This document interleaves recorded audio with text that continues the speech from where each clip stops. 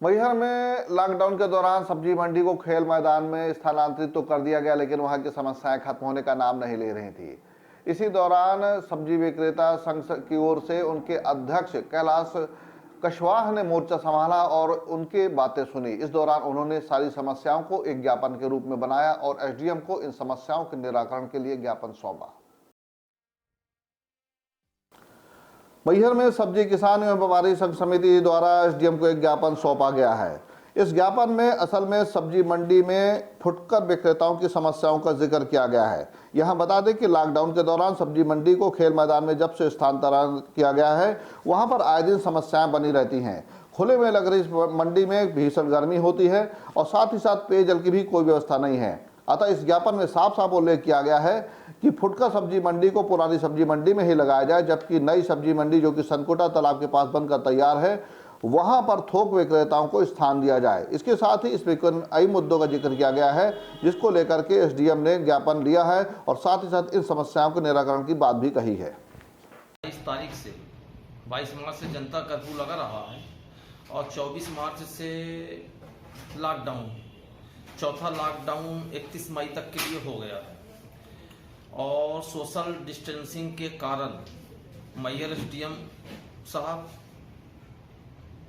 जिम्मेदार अधिकारी, शासन के आदेशानुसार और सब्जी किसान एवं व्यापारी संघ समिति दोनों मिलके ये निर्णय लिए कि खेल मैदान में सब्जी मंडी संचालित की जाए।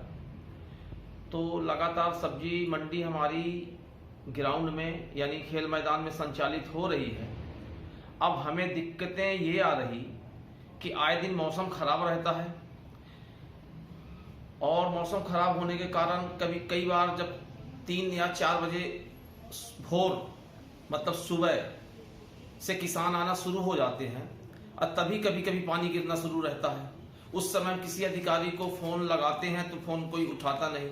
वैसे में हमारे किसान भाई टोटल परेशान रहते हैं और फिर वहां से बचे माल को फिर ले आना 700-800 रुपया उनका अनाप शनाप पैसा लग रहा है थोक व्यापारियों का, और 700-800 रुपये वो कमा भी नहीं पा रहे हैं। तो जिस दिन से सब्जी मंडी वहां गई है, तो अब देश में प्रधानमंत्री जी का जो आदेश हुआ है और उसका हम सब लोगों ने पालन किया है। अब नुकसान तो हमको सहना पड़ा है।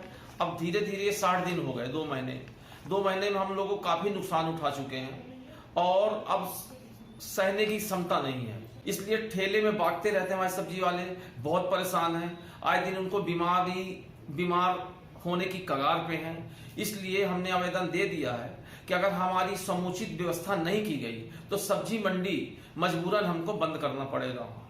ये हमारा शासन प्रशासन से निवेदन है।